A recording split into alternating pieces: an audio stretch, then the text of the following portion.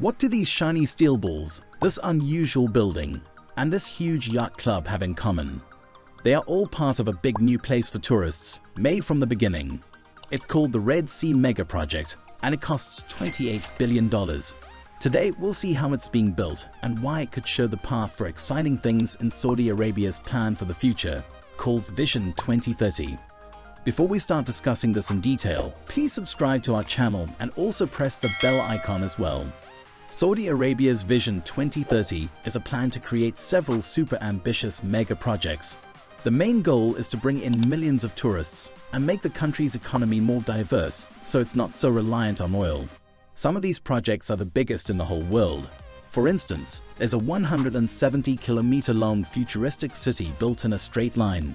And there's also the Mukab, a massive skyscraper shaped like a cube that shows huge holographic pictures.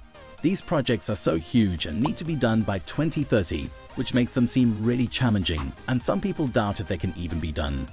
But there's one project that stands out because it's almost finished. It's called the Red Sea Project, and it costs $28 billion. This mega project is all about making luxury tourism even better while being mindful of the environment. Whether they can truly do that, we'll find out. Anyway, it's a big deal for Saudi Arabia because it could be a model for all the other mega projects they've announced.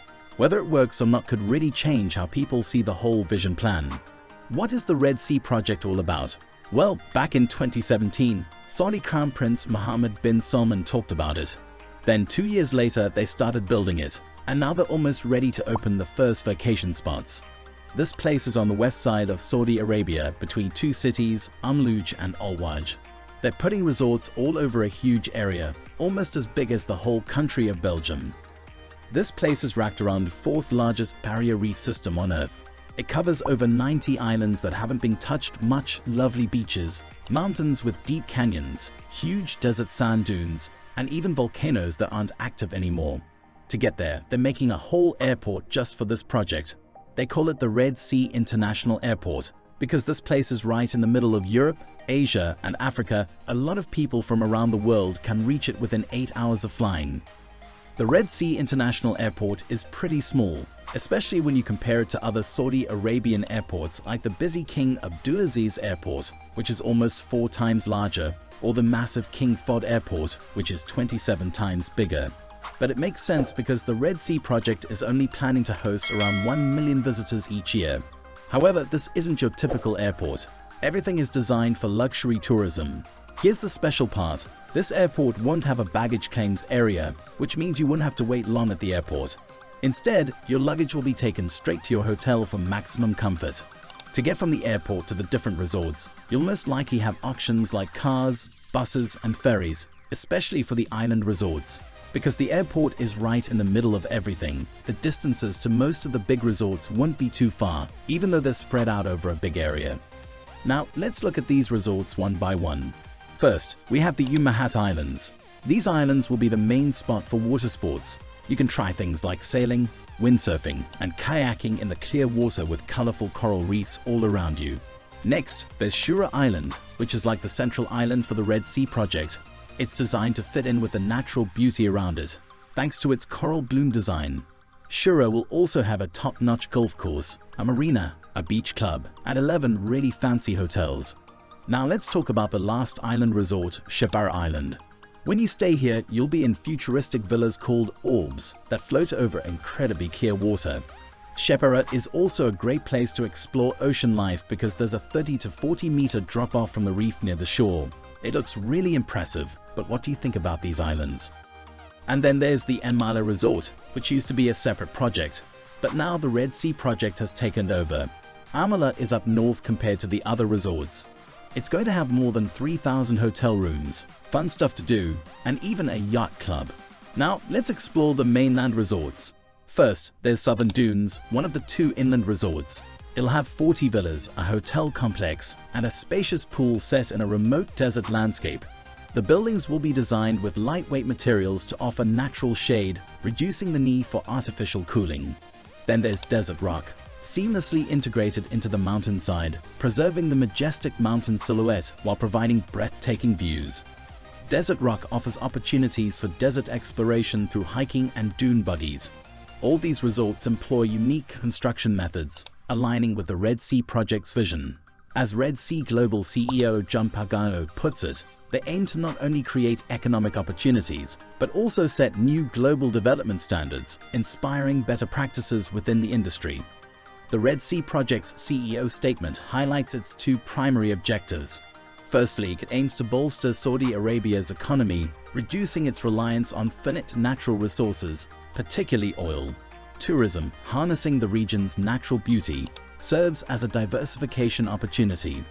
The project intends to create approximately 70,000 jobs at a construction cost of $28 billion. Profitability remains uncertain, but it's estimated to generate $5.8 billion annually upon completion in 2030, with 1 million visitors expected yearly. This implies an average spend of $5,800 per visitor, potentially expensive for families. Achieving these numbers could yield significant financial rewards, bringing in billions in yearly revenue. The project's second major goal is environmental sustainability. Given its massive construction in pristine natural areas, it's bound to impact the environment, a common challenge for mega projects. To mitigate these effects, the Red Sea Project is implementing various eco-friendly practices. A standout initiative is the plan for the Red Sea Airport to run entirely on renewable energy, aiming to become the world's first carbon-neutral airport of this scale. This involves using diverse sustainable energy sources, including biofuel for planes. Furthermore, all the resorts in the project will be powered by renewable energy around the clock, necessitating the world's largest battery storage. These efforts will significantly reduce CO2 emissions, akin to that of a small city. The project also incorporates environmentally conscious construction methods, such as floating steel villas on Shibara Island to safeguard marine life. In the long term, the Red Sea Project strives to enhance local ecosystems by planting over 25 million plants and promoting biodiversity. While the Red Sea Project's ambitions sound impressive, their realization remains uncertain. Achieving a carbon-neutral airport, hosting millions of visitors, is a substantial challenge.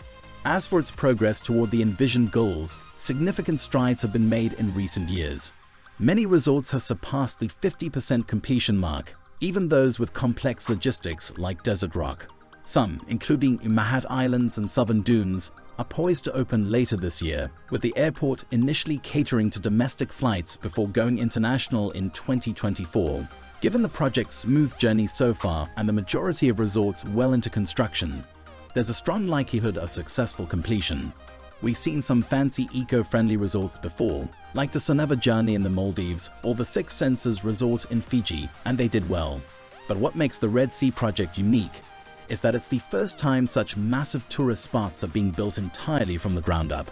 Ultimately, the Red Sea Project's success will mainly hinge on how many people visit. In simple terms, whether the project achieves its goals depends on the visitors. This idea probably goes for all the other Vision 2030 projects too. It's up to the people to make them work or not. What's your take on the Red Sea Project's success? Share your thoughts in the comments. So that's it for today. Make sure to subscribe to our channel and click the bell button to get all the latest updates.